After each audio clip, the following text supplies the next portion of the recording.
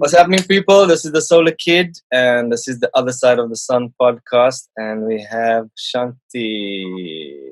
How are you, sister? I am well. Yeah, so you I'm actually my new phrase word. I'm fantastic. yeah, you look fantastic. I see you've been punching that bag there behind you. Yeah. Or should I say you're mooring the bag there? Who are you mooring? My past. Yeah, that's good. Now I've got Yeah. the bag at home as well. It's people don't realize how Yeah, I mean, I'm like when people see me, I'm always dressed in black. Like yeah. on a sunny day, the bikini is black. Everything is black. Everything else in my house is pink. Okay. Black Yeah. and pink. Pink bag, pink walls, pink everything else. So, Chanti is a fashion designer, right? Is that a good word for it, or do you have another special term, DJ as well? I would like to. At the moment, I call myself a dressmaker. Okay, I like that word. My Oma was a dressmaker. Yeah, exactly. I'm kind of like trying to continue the lineage. Yeah, that makes sense. My grandmother used to make all the matric dresses for all the children when I was, for all the girls from CJB and stuff when I was growing up. Now, let me let me jump into how I am a dressmaker. Yeah. Okay. So growing up in South Africa, specifically more in Cape Town, born in Joburg, grew up in Cape Town, grew up with my granny and my aunties that ran what? A sewing business. Mm-hmm. So the machines were going all the time, and my auntie would make matric dresses, she would make wedding dresses, choir shit, curtains, the whole thing. So I grew up with the sound of the sewing machine. So it's not something I'm scared of. So did you actually study formally, or was it just you just learned it? What study fashion design in? I'm especially in that. 7 years old, so How much? 47. Oh wow, you carry it well. Don't say. I don't know. I thought you were younger, man. No, I'm 47 years old, my bro. Okay. Yeah, so growing up, like, what college were you going to go study fashion design? Yeah, no, there wouldn't be. And I mean, I suppose all the aunties that were older, that was the only profession that was really, I mean, they all worked in factories. My grandmother worked in a factory, you know. I think for me, the entrepreneurship side of things kind of came because my auntie didn't work in a factory. She was the factory. So she had the machines. And she was just running her business. So there was always people coming into the house, always people putting in orders. So she was constantly busy. And I vowed to myself that I would never, ever do that job because she was working Monday to Monday. Actually, no, she wasn't working on the Sabbaths because we were Seventh-day Adventists. Okay. So, you know. Where in Cape Town? In Belleville. In Belleville. Okay. Yeah, I went to Good Hope College. Primary school, high school, I was Seventh-day Adventist. Seventh-day Adventist. So that means the Sabbath is on a Saturday, isn't it? Exactly. The whole reason why I became a DJ as well, because I felt like I was losing out here. I became a designer because I was like, I really want to buy clothes because all the clothes were being made for me. So I was like, I'm tired of wearing homemade clothes. I just want store-bought clothes. And then I couldn't go out anywhere. So I was like, nah, I'm just going to, if I can't go to the party, I'll just make the party. Nice. So, yeah, that's kind of organically. So when did you start DJing then? I started DJing in 1994. Really started. And I just came back from London the first time. I was in Cape Town? No. In Joburg. Joburg in Yeovil. No way, Tandor. Hello. You're looking at Tandor right here. I used to go there. I was very, very young, but I used to be there. I'm telling you, this is how Tandor started. So, and I challenge anybody to email you and correct me if I'm wrong. Leave some comments there if you want to dispute. Leave comments. Dispute me if you like. So I just came back from London, and Tandor was running as a club, but the roof was just kind of like a gathering space. The music around at the time was just kind of like, also. But house music was just at its beginning. 94. Being played in clubs, really. But then Kwaito was just at its, I won't say infancy stage. Yeah, well, it was Scheme and those Owens and Unolikai and what and those guys. Exactly. And everybody lived in Yeovil, so to say. So, you know. Oskido used to have like a stand outside Rippington selling hot dogs and stuff like that. Yes. So next to Tandor, there used to be another club. I forget what the name is. But that club used to be one of the first house nights. And then people like, what's his name from Zimbabwe? He just passed away recently. DJ, a radio DJ, went on to present stuff with Melanie, whatever her name. With Melanie's son, what's his name? Bob something. Bob Mabena. Bob Mabena. Yeah, so Bob Mabena used to DJ next door to Tandor.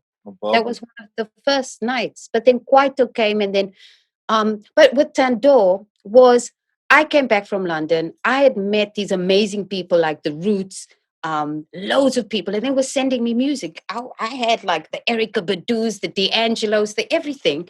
And I was giving it to DJs to play, but they were like, aye.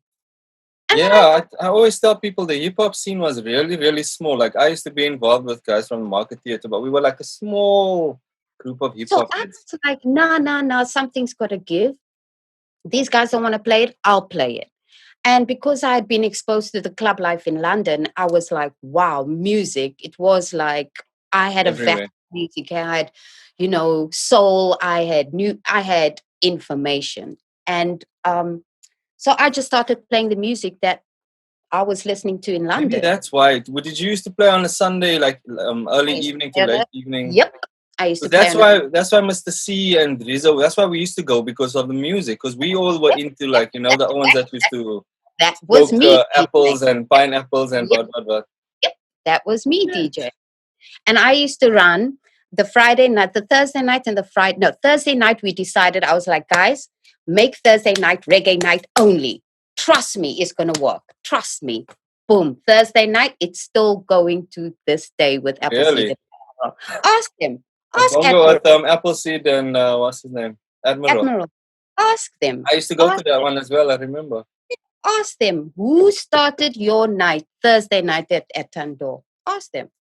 And then it was like, I said to them, guys, this is how we're going to do it. We're going to run the R&B and the hip hop.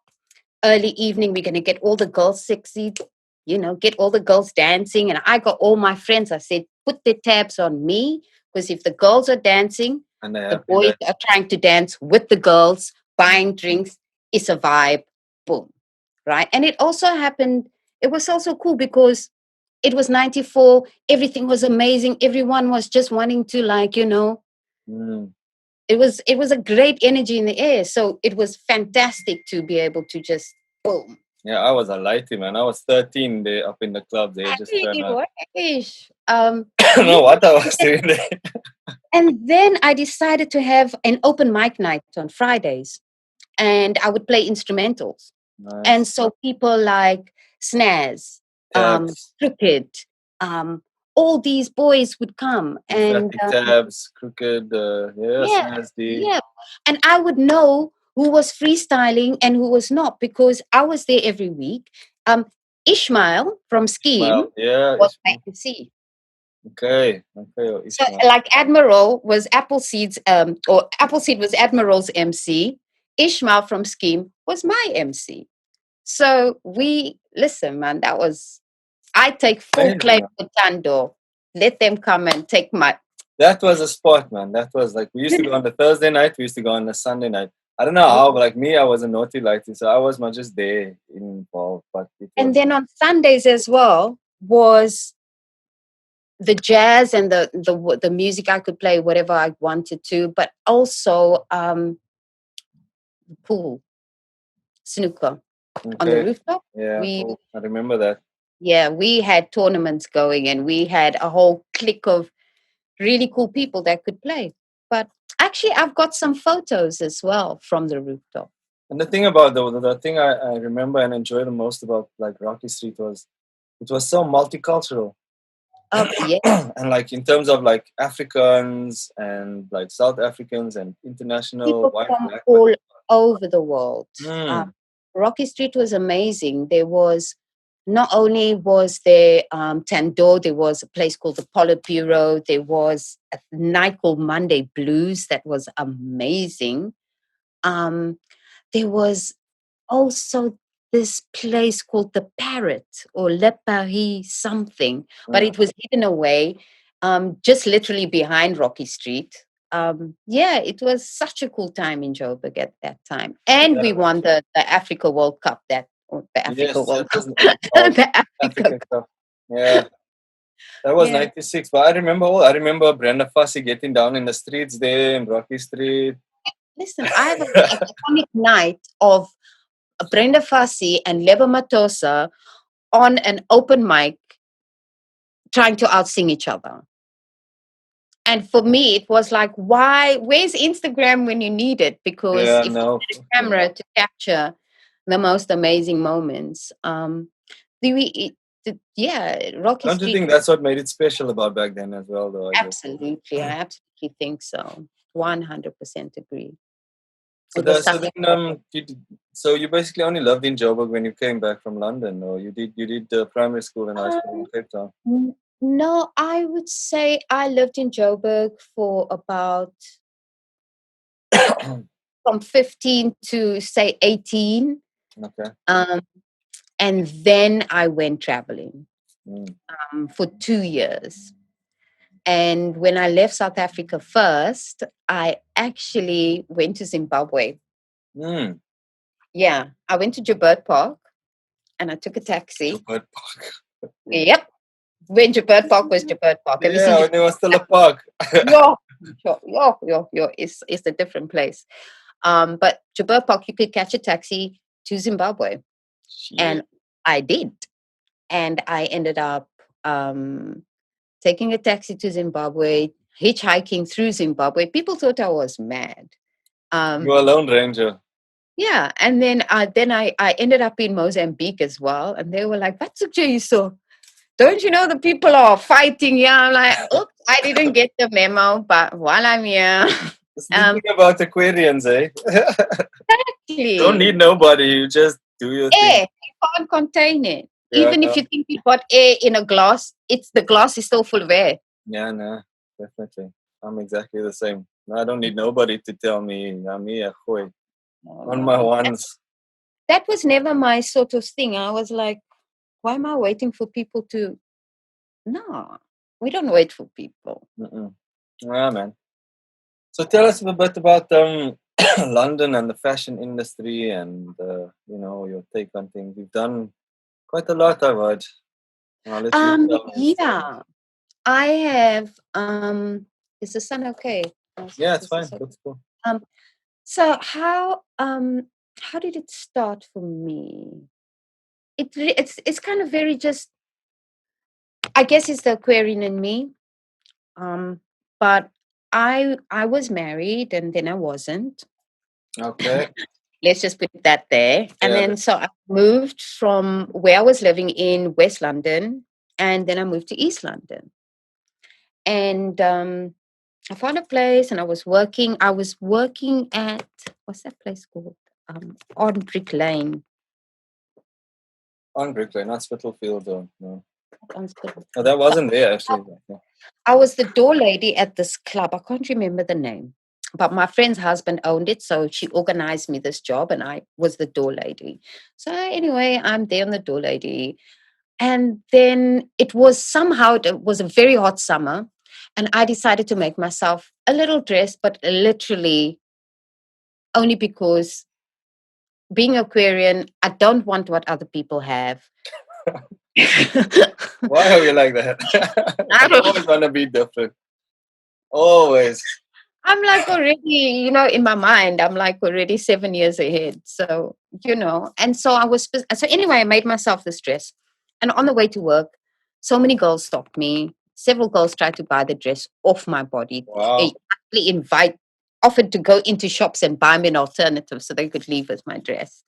But I decided to just leave with their numbers and promise to make them dresses, but they have to give me time. And that's kind of how it started. It literally started by me just one girl wanted a dress, and then I made her a dress, and then a friend wanted a dress, and then it was like, hang on a minute, why don't I just make 20 dresses and go to the market? And that literally is the story. It literally, the engine kept going. So from one little machine, I had to get a bigger machine. And then when I got these machines, I was like, fuck, I don't know how these machines work, but I need help. So the people I was employing to help me make the clothes was teaching me how to make clothes.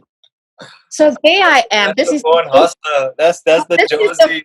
That is the Josie. This is the full circle, because as I was kept on going more into the process, all these memories started coming back from just being observant, from watching my aunties work, and the memories from the school stuff that you did do. So my confidence on the machine was like, oh, that and that does that. Boom, I've got this. And the funny thing was, I never went into the clothing industry to go into the clothing industry. I just ended up in the industry and then kept facilitating the people that liked my stuff. Mm. And they didn't complain about the production. So I was like, oh, I guess I guess I can make clothes. And that's kind of like a lot of the times, and up until a couple of years ago, I was always doubtful about my legitimacy in the industry. I was like, oh my God, I can't believe it. I just kept supplying the demand. But it was like when my hoe sê mense nou vir die mense wat saam met jou werk, your colleagues, your colleagues, my colleagues, my peers, yes. When they pointed out to me, like, no, but you actually a designer. And I was like, oh, I am? Okay, then. That I shall be. I mean, all the way to doing, I mean, you did the Africa Fashion Week last year, I remember. I did Africa Fashion Week last year. I think for me, it's just one thing that I've learned in life. If I can get anybody any advice, is risks pay off. Mm-hmm. If you've taken a risk and you have survived it, then hey. You don't lose anything by taking the risk, right? If I didn't, the scariest thing was sitting on that taxi going to Zimbabwe, not knowing what the hell. But because I took the journey, the aunties that were around me, they looked after me. They were like, hey, this one, she needs help. But, and so I understood about the spirit of, and being Aquarian, you're a humanitarian automatically. So understanding the human spirit and understanding that I too have to be part of that vehicle of kindness, because the kindness that I received, I was traveling in Africa for 6 months from Zimbabwe, ended up in Tanzania, in Dar es Salaam. And throughout that time, I spent $100, 6 months traveling, including transportation. Wow. The kindness that was shown to me set me up for life, where I was like, you can attract, I have to pay this back, because it was so, when people share with you that have absolutely nothing, if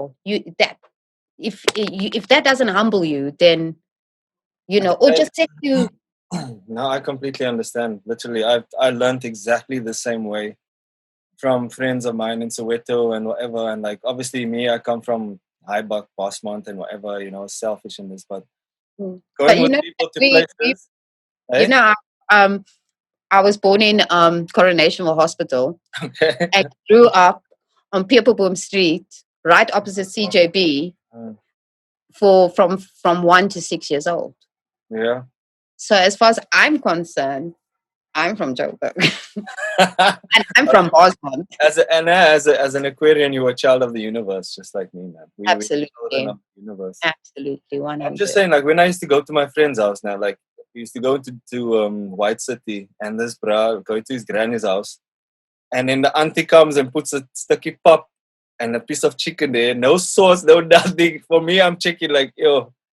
But like you say, that warmth and that the way people, just open their arms and just share, and like people, a lot of people have this perception of Africa and shit like that. But really, the Absolutely. majority of people are warm and friendly and really welcome. 100%. I can attest to that 100%. And this is just a misconception about the information that we get. Yeah. And it really is information, because experience opposed to information is two different things. Your experience with somebody as opposed to the information that you have of them is two different things.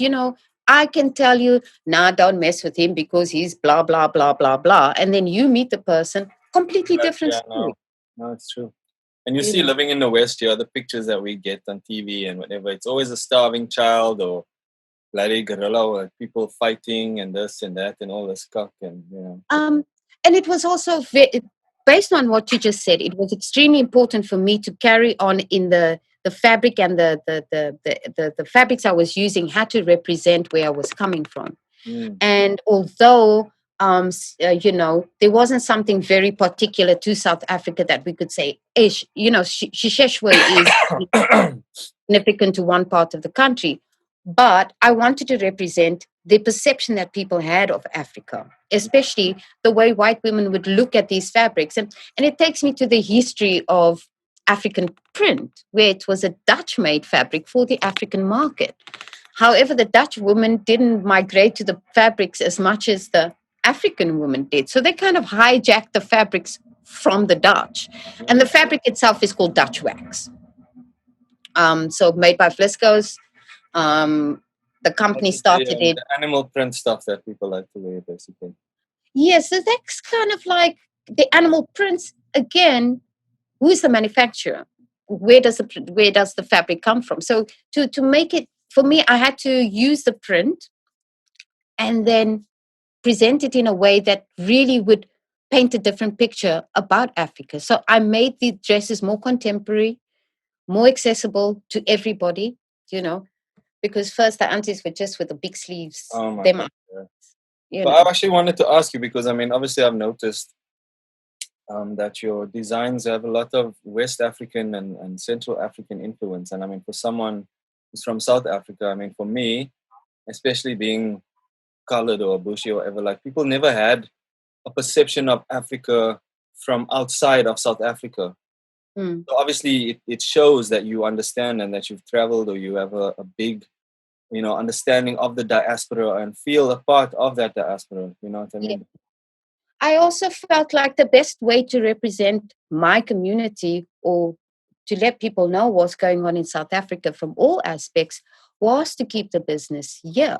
And for me, I felt like, okay, I'm almost like, the SA Tourism Board in East London, because I'm going to tell you, if, you come there, like, where you from? South Africa. Oh my God, South Africa. Oh, we're going. Oh, like, where you going? You must go there. And then obviously you must stay at my sister's guest house in Melville. This is the address.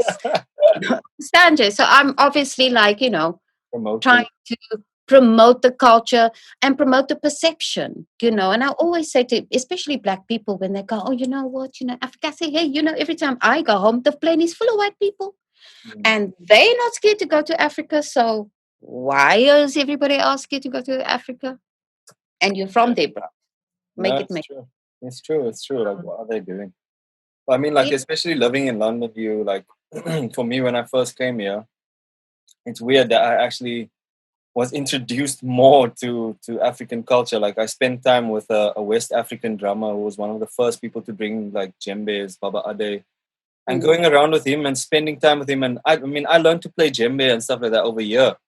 You know what I mean? I come from Africa, and yet I came over here to learn about the culture, the true history and culture. And you consider yourself African because you live and you like. Absolutely. I realized the best thing I did for myself was to go to Zimbabwe when I did. That's what I'm saying. That's such an interesting thing.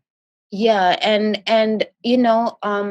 it put the bug in me, because when it was so weird, because I had been traveling from, if we go, there's a certain time frame of my life when me and my friend Unida, aka Gypsy, we used to hang out in Pinkies and Cadillac, Yeah, and we used to be like, yo, let's go to Durban, yo. And then we would just catch on kak and hitchhike, or, back in the day, we were doing crazy shit. So I would have that travel bug. Like, we'd be like, yo, let's go to Swaziland this weekend so we can boom, boom, boom.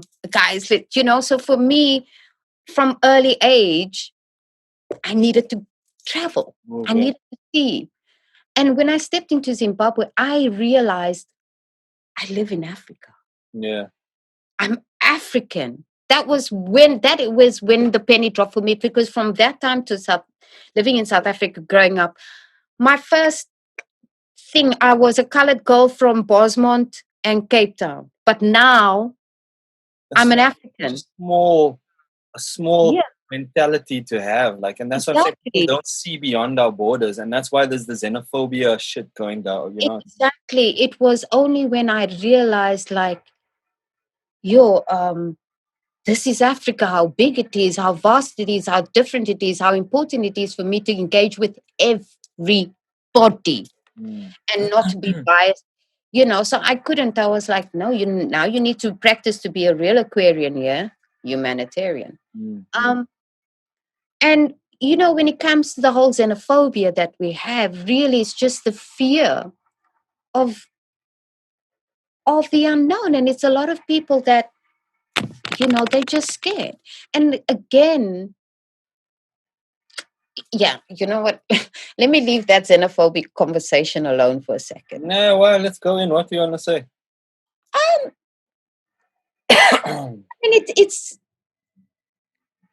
I think it's not just people on people not liking people. I think that there's such a deep, seeped in, programmed history that allows these things to even exist. Well, I mean, that's what I'm saying. Our oppressors were fucking, like, the most intelligent people ever, that they managed to separate coloreds, Indians, black, blah, blah, blah, and then everybody hates each other. And because it actually, I was talking to a friend of mine. This was actually a pre-designed program. Imagine a business plan with the execution, with the time. Yeah, this is well thought out, man. Exactly what it is. You can take it from the slave trade, from in America, in the infiltration in the colored community. For me, the biggest question always was, where did the mandrakes come from? Yeah. Where did the shit come from? Where does this shit come from? And why is it that it only targets this community?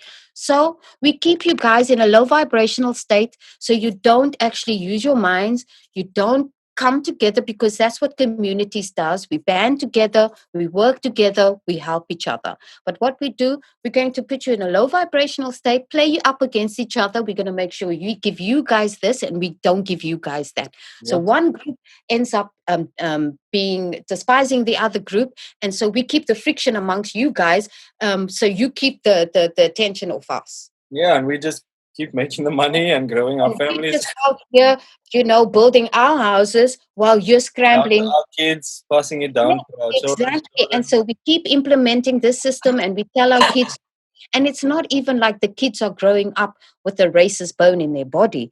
Oh no, it's introduced to them. Yeah. Johnny, you can't play with them because blah, blah, blah, blah, blah. And then Johnny is just like, but I wonder, because Johnny wants to play. Johnny's a child. Johnny's an innocent. Johnny, still got all his vibrations very high. And then you kind of block and break it down. So, when it comes to, like, when I say keeping people in a low vibrational state, alcohol, number one of the biggest. Dope system in Cape Town. Thank you. So now when all you busy doing is you're poor, right? You don't have any jobs, you don't have anything, you don't have any food. Oh, you're depressed. How do you get rid of that depressed state? Let me just drink it away. Even if you do have a job, what do you do when it comes end of the month? What's the first thing you do? Bietjie wyn for die pain. Thank you. And then you feed this habit. Before you know it, your vibrations is so low that your moral code becomes lower. Yeah. And so you start seeing things that was unheard of before. How are you going to be messing with the children? How are you, and then when it happens in this in this poor community, and everybody's in the same situation, people turn a blind eye. Mm. I mean, rape is such a big, problem in South Africa. It is it is a Massive. pandemic in itself. It's massive. It's really massive. Speaking of pandemic, how's your pandemic been for the past couple of months? Has it? You know, I'm okay. What did I do differently?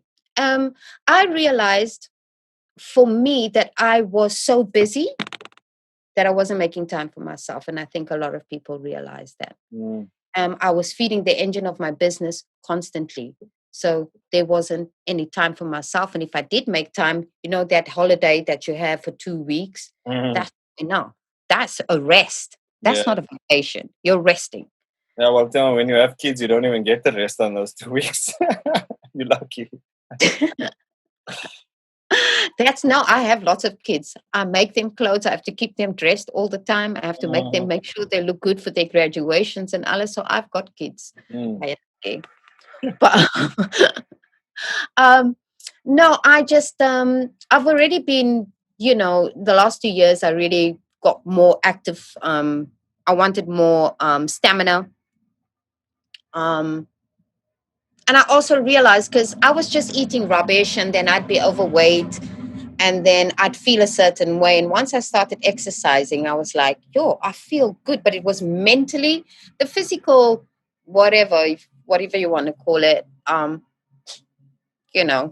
never yeah, I just like the way my clothes fit. I didn't like, oh girl, you look good, because I think I look good. Mm. So but exercise was more for the mental. Absolutely helps. And then I made it part of my everyday routine. Nice. And then I also decided, you know I gave up alcohol. Good for you. Yeah. It's been, I used to count the weeks, but now I forgot. So Nice, man. Good. I'm not counting anymore, because I'm never drinking again. No, but I mean, that's one of, like you said, low vibrational states. Like, you feel good when you drink, but the repercussions and everything. I mean, I come from, the family where my dad he's from Cape Town originally, and he was alcoholic. He's clean now. It's been over 10 years. Mm. But I remember what it was like, Yeah. And he wasn't like, it's not like he was a bad, but he was the most amazing, he was functional. You know what I mean? Just But so the word, I'll give you a little interesting fact. The alcohol is an Arabic word that means flesh-eating spirit. that makes complete sense. They knew what they were talking about. I've never been Yeah. much of a drinker in that sense. Oh, trust me. I I mean, was beginning always of I was always Rastafari. so that's the thing. Being Rastafari myself, I was like, listen, it's one or the two, babe. You're either drinking or you're smoking. You can't do both. It's funny. I actually stopped that in the beginning of lockdown. What's smoking? Yeah, so it's been over 6 months. But actually, I had a little one last week. Mm. But no, this thing is I always used to have with tobacco. So now I had it completely clean last week, and I had Yeah. morph. Yeah. I haven't heard that word in ages. I know. I don't know why. What made me say that? But yeah, I think now it will be more like an occasional thing. You know what I mean? Because I was just like relentless. So let me ask you a question. Where in Bosmont did you grow up? Peer de Berg Street. Where's Pier de Bergs? You know where Bosman Second Primary is? You know where the park is, where Mr. C and um Drizo and all of them used to bloom. Like Okay, we wait. used to So bloom at the station. CJB. Mhm. So towards Mariasburg, in the other direction from CJB, you go straight across. You pass where Biza. You remember Biza's house? Yes. Keep going further, and then you get the park and the shops there, and then round the Yes. corner there by Bosman Primary, Oh, there. the real high buck side of Bosman. Yeah, that side, that other side of the field. The other side of the bridge. You Yeah. that bridge, like I used to go home every Christmas, so I would be there with my cousins, and You remind me of is Derek. He used to live literally opposite CJP on the corner, like literally. Derek. Oh, I'm gonna ask my uncle. Only people I know from that side there was my auntie used to live there, Auntie Chanti. Okay. And Joanne, do you know Joanne and Leanne? They were my cousins that lived close by there. Carl van der Haar and his many. We lived next to Carl van der Haar. They were number 1 Peerboom Street. We were number 3 Peerboom Street. Yeah, so all his sisters and the other lots Karen and Karen van der Haar and Beverly. Mr. Van, so like with the soccer and the baseball, and my father was very involved with that. So like I grew up on the grounds, like basically. Yeah, yeah. Sunday, my auntie and them used to play softball. I used to play for Dazzlers. I used to play soccer there when I was about 3. Yeah, I hold Carl and Brandon van der Haar responsible for my first injury. They were bad boys. Oh yeah. Very bad boys. They put me on a skateboard at the top of the hill and pushed me down, and I met the fence of CJB High School. Do you remember that house around the corner there, towards you? Yeah. I was thinking about that the other day, you know. I was thinking, what were those ladies doing? Because now that I understand people and stuff, like I'm thinking they were probably just misunderstood, those aunties, man. No, let me give you, actually, when I was home last, I met a girl, so same thing. We were like, no, you're from Bosman, where'd you live? And she lived opposite the witch's house. And yeah, they were called the witches. It was a mother. Remember, we were bound to walk through there when we were going to like nuclear. Like, no, that was a dare.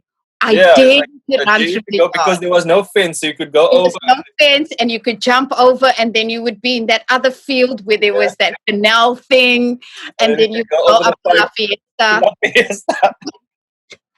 Yeah, because you go buy a bunny or whatever at La Fiesta. Exactly.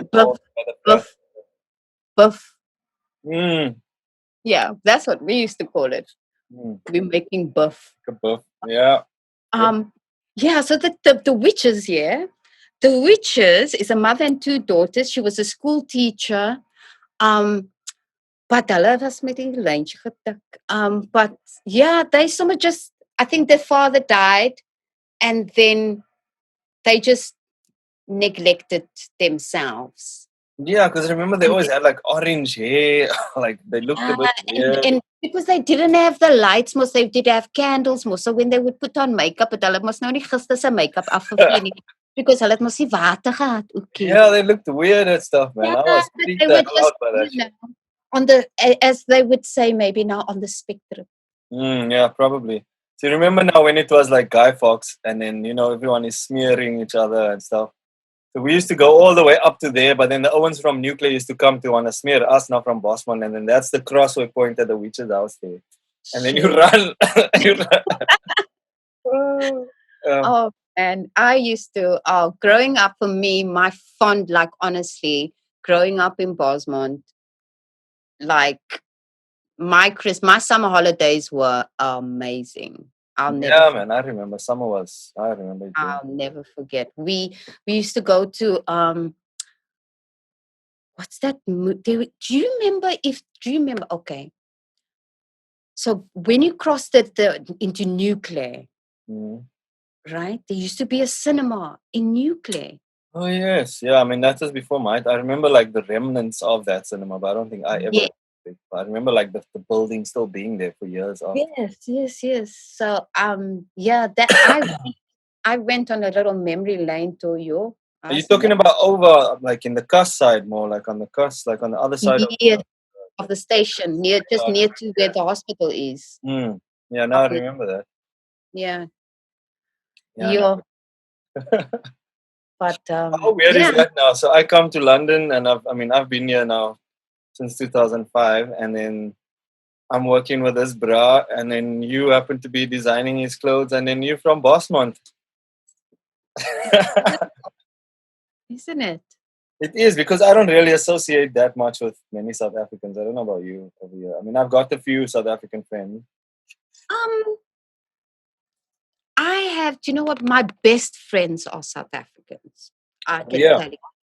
but they don't live here. Okay, yeah. But that's They what I all mean, like over at, here, you know what I mean? Like, I don't know. over here, I'm actually, you know what's so weird now? My neighbor's South African. Oh, wow. And you don't talk. My neighbor's South African, and we get on very well. He's color guy from Cape Town. He's an engineer. He's mos 'n rywer man. Okay. Exactly. So Still me near and Grow.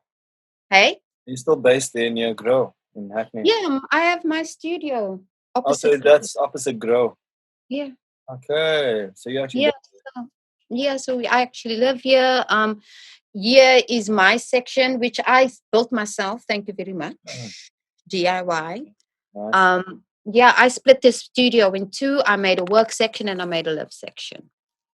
Nice. I mean, that's such a cool area, especially now that it's been built up in Grow. That's such a cool place and stuff. Yes, they've been trying, you know. Shame with oh wait, let me get my charger quickly. Fancy charger there. Hold on. They're trying their thing. They're doing live streaming. I actually DJ and they live stream it. Okay. Yeah, so what stuff you playing? So when I was DJing at Tandor, at that time I was playing all the new music because it was 94. So imagine Illmatic. Yes. What do with them? Things Fall Apart. Oh shit.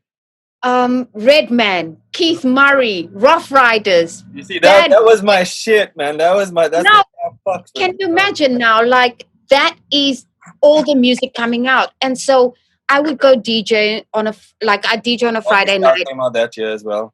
Which one? Doggy Style, Snoop Dogg. Listen, Illmatic and Doggy Style was. And Keith Murray, that was Enigma. Keep coming with the raw metaphor. So, and I would say to myself, I'm a hip hop head. Yeah. I'm also a jazz head. I'm also a funk head. I love reggae music. I'm not a head, but I'm also a bit of a music nerd. And so so DJing, it was like, for me, if you ask me what's my comfort zone, music. Okay. But you're obviously a crate digger then. You still go and like source records and... Hello. yeah. Hello. I'll tell you, like, so for me, DJing was, I didn't realize I had a gift or but I was like, nobody's leaving the dance floor. Everybody's going, you know, and I kept on being booked. So I was like, oh, I guess I'm a DJ now. But I was playing CDs. I wasn't like turntable specialist. And then you're a selector. Yeah, so now imagine, now I've got Blaze. DJ Blaze. Oh, and I've got Bradley. Bionic. And I'm the one getting the bookings. Nice. But I'm using CDs. And they're like, nah, man. You know. They were like scratch specialists and shit, man. Bionic was a G. No, I'm just a selector and I've got timing. That's why I got Ishmael. He's my scratch specialist. Because, you know, so... And then Ishmael and I were just like, we had it figured out. But what would happen was every Tuesday, I would get calls from BMG Records, Sony, boom, boom, boom. And they'd be like, yo, I've got this new releases. So I would get all the new music. And before they may hear it on Metro FM on Friday afternoon and then hear it in the club on Friday night. So that's dope. You know. So for me, and I was also, what I remembered about DJing was, and I think that was the difference, what boys do and what girls do, is boys are very technical and it's all about skill and timing. And you know, there's a lot of amazing DJs don't get me wrong, but women are just a little bit more softer. They want a little bit more harmonies. They're going to be a little bit more, you know, happy. That's the thing. I mean, with a DJ, you really just want a good selector because you're not always, unless it's like pure hip hop purist gig and I want to see the scratching and turntablism, like people just want to select, and that's why I wasn't a good DJ. I'm a good mixer. Like when it comes to deep house, that used to be my thing. Like, and I can still mix, yeah. But people never used to like that because, like, I used to do warm up opening sets, but I could never keep people on the dance floor because I would always go into this weird, esoteric, only the shit that I like, you know, kind of vibes. And then people are like all leaving the dance floor, and then I let my browser come on after to get the party started, you know. Secret I found to that was you've got to DJing is a job. It's a thing. You've got to read the room. Yeah, you have You've to read got the to look who's there, and that's what I would do. And I would see, oh, more girls than boys. Right, I'm getting the girls on the floor. But then when I'm seeing like, oh, there's a bunch of boys came in. You're gonna make me lose my mind. And then the boys are like, wow. I just watched a documentary on DMX the other day, man, and the Rough Riders story was so fucking sick. Yeah. What do I want to ask you? I wanted to ask you, what's your so you said you were Seventh Day Adventist. So like, what are you now? Are you like spiritual, or do you believe in anything? I believe in the universe and the fantasticness of planet Earth. Do you follow any rituals or do any stuff like spiritual? No, I don't. For me, and especially 2020, because it's a year of revelation, so to say. So many amazing things are happening on the planet, like amazing things. And if I have to practice anything, I want to practice love. That's the religion I want to practice.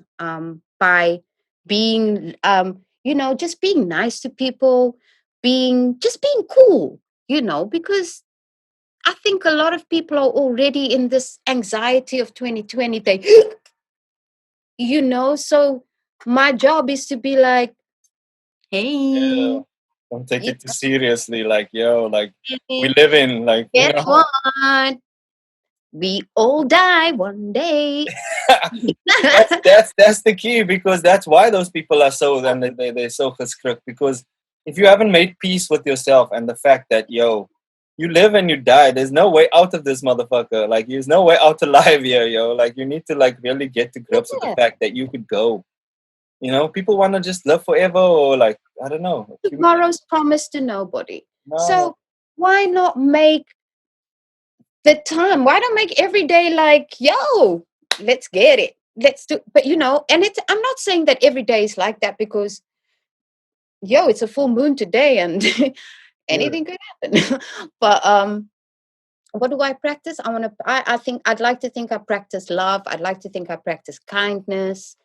I think if you follow any religion, the key frame there says, do unto others as you'd like them to do unto you. So that's how I look at it. You won't find me kneeling down with a bunch of people chanting a prayer to the heavens. Some of my friends are very into those things that I'm sure you've met. If I'm going to chant prayers into the heavens, I'm going to do it my goddamn self. Yeah, that makes sense. But yeah, it's a fantastic time for the planet, depending on how you want to look at it. For me, it was a reset. It was time to go, oh, I actually get a reset. I actually get time to sit down and refigure this shit out. Yeah. The only thing that I have to avoid by all costs is a vaccination. That's it. Me not get no vaccination, Bang them thing there. No. But has it affected? Hence the reason I'm training, because if I'm gonna have to run, hey, at least I've got the step. Like me, Yeah. That's how I feel. Yeah. I'm there. I'm doing my thing. I'm like, yo, we're gonna have to run and fight. Take me easily. Yeah. I'm not going willingly. Yeah, no, we're gonna stand and fight. We're gonna fucking. We are fighting. But also, for me, 2020 is the year that you've got to think differently. You really got to think love. You got to think yourself. You got to think health. You got to think everything that triggers you. Deal with it. Let it go. forgive people, forget people that ain't no good for you. Yeah, that sounds pretty spiritual to me, you know. Hey, but that's just mathematics. That's how I look at it. It just makes sense to me. It's like, Yeah, okay. it makes perfect sense to me as well. And I mean, if more people just realize, like, yo, you know, religion is you, your love is yourself, the universe is you, you are love, you are peace. You know, it's not about specifically going somewhere or performing a specific ritual. It's about loving yourself and literally loving others as well. You know what I mean? There we go. And I think it's the ego. It's the And ego. it's this little analogy analysis. No, don't try to use big Analogy. words. Yeah, that one. Um, when you like listen to your inner voice. So when you listen to your inner voice, it's your voice. They're Mm, sitting there, go meditate and want God to speak to them. And meanwhile, it's your voice in your head. So what that translates to me is God's within you. mm. So surely, if you listen to yourself, you're listening to God in the sense because, I don't know, I think that's what a lot of people like don't get, man, because I think people like Jesus and Buddha and whatever were just trying to tell us that. It's like, yo, like this is inside. You can do what I'm doing. It's inside of you, but you don't need to now go and write a whole book about this shit and like why do you think there's so many different like sects within Christianity and Islam and all this? yeah, Everyone has their own idea or interpretation of this thing, and then it's like, yo, you need to do this the way I'm doing it, otherwise you're not going to heaven, you're going to hell. exactly. And I think that's what's scaring a lot of people now, or, what's, uh, it's like, okay, you have grown up Seventh-day Adventist, believing in the seventh day is Sabbath, and everybody that don't go to church on you're not going to hell. Da, da, da, da, da. Yeah. Do you know what I mean? So you grow up, and now you're 40 years old, and you have grown with that belief. And now all this information comes and says, hey, but, but, can you imagine there you are. You're going to be wrong and strong for long because it is the work that you have to undo of 40 years. You're just like, no. A lot of undoing. And some people are so mad that they got tricked into religion that they'll write it out. When somebody, with the It's just term wrong like, and yeah, strong for yeah, long. no, wrong and Yeah. strong for long. Yeah, no, that's like they have to just keep on going because that's Yeah. And so now as time goes, like, yo, so this Jesus that you got us praying to, the blonde guy, yeah, with the thing, right? With the who's blue eye. actually from the Middle East where there's no blonde people, but yeah, you know. Um, no, and then all the news that we got from all these, then let's take all the priest and the things that's been raping the children, and then all the shit that gets exposed, and you're like, but now hang on a minute. When you look at cults and you look at things and So I you, feel about that shit. It feels cultish, man. it looks like a cult to me. Yeah, it feels You're cultish. worshipping one guy, you go on every One Sunday, guy with a fucking big hat that's got the scooters on it. and you're trying to recruit people to come to your church, aka cult. No, miss me with that. That's all right. Ek is maar hier by myself. Ek gaan saam met I'll be there in the field with the trees and the plants. Yeah, I know, nice. With my Yes. insects. No, that makes sense, man. How do you find it when you go home? Just like I'm closing, just one last question. Like, how do you find it when you go home with because all these types of things, religion, color, it's all shit that was programmed. I mean, like for me, I know it took me a while to get, even though my parents were not like very like into like color and stuff. They taught us. I mean, my father's really dark, my mother's really light, so like they never taught us about being racist and shit like that. They were really open, but then obviously there's people in your family that still have this thing. You know what I mean? Yeah. It took me a while, like just to get over it. When I came to London, it was, you experiencing the whole world and you experiencing. It's like, oh shit, like we're all the same. Like, what is your problem? Mm. But then you are indoctrinated this way when you come from South Africa. That's why South Africans are generally, to some extent, racist, no matter who you are, what color you are. Yes, So how do you deal with that when you go home? Like, like how do you because I have to prepare myself when I go. It's like, okay, don't get into any debates about this shit because people just are the way they are, and that's how it is. Exactly that. I meet you with a big smile, so I kill you with kindness first, so you can't try your cock with me. I'm like, hi, and then they're like, oh shit, okay, yeah. So I'm already making you rebalance yourself. Yeah. So now you know. Um, um, for me, I'm happy to have all conversations in South Africa, all of it, because I have to. My experience is going to be the teacher. So when my mom says something that I'm like, I'm going to check you. If my uncle says something, I'm checking you.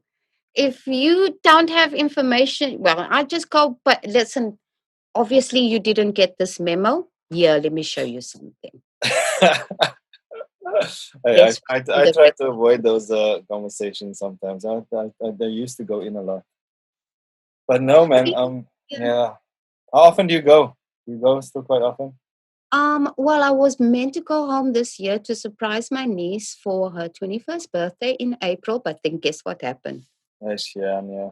Corona. The Rona, baby. Corona. Corona. I don't want to know you. But yeah, no, so that's, to be really honest with you, it all depends on what the hell is happening next with this vaccination situation. If they say you have to be vaccinated or you can't travel, I guess I'm staying in London. I saw that the whole thing about if you don't get the vaccination, you can't travel, and soon they want to make it the whole conspiracies of if you don't get vaccinated, you won't be able to go anywhere or do anything. So there's a post going on yesterday. A woman's child came back home from school with an injection already. What? Yeah, I'll tag you on thingy. She's livid. English mom came back. She gave no consent. They've been vaccinated a kid already. Yeah, and that's how this is how they're gonna get you. Conspiracy theory or not, because what's happening now is that conspiracy theories are becoming conspiracy facts. What they want to do is they're going to kids back at school, and then something happens at school. So then they they have to keep the kids and quarantine the place. And the only way you're going to be able to come and pick up your vaccinated child is if you're vaccinated yourself. I got 3 children, so if they take me, come help me, please. I would, if I'm you, consider homeschooling. Yeah. Well, I did it like when the first lockdown. It's really hard. It's fucking. Yeah, I can imagine. But if you want, I can. How old are your kids? 8, 7, 4, and 3, 2. Yeah. It's hard because I'm working all the time. I'm busy studying at the moment.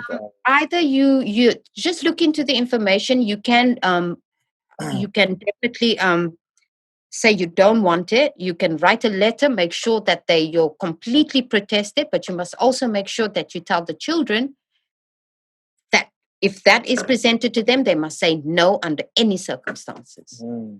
Because what they're trying to do is they're trying to get the kids to one point where listen, I don't want to scaremonger you, but what I want to say to you is do some research on the subject. Yeah, I'll check it out. And know you're right, because they want to pass a bill by actually, what is the date today? Tomorrow, today's the 18th? Mm-hmm. No, today's the 17th, tomorrow's the 18th. Yeah, check it out today. I will definitely have a look. But Chanti, thank you so much. That was amazing. You have been radiant. Quickly, yeah. Really good to talk to. Is there any last things you'd like to say, or you'll send me your links and I'll put it in the description. Anybody want to come up to my pop-up shop at the end of the month in the Grow area, you're more than welcome. At my socials, I'll be posting on there. And drink water, 20 minutes of sunshine, hug your family, and be nice to people. Bless. Blessings. Guys, it's been And the other side. What's that? and don't drink alcohol. No doubt. I don't know how some people feel about that. But thank you so much, Auntie. It's been the Other Side of the Sun podcast with me, solarkidd, and Chanti from the House of Chanti. And guys, if you have comments or you want to like dispute some shit that we've been speaking about today, please leave it in the comments. We'll get back to you and we'll discuss it further. Peace. All right, take care.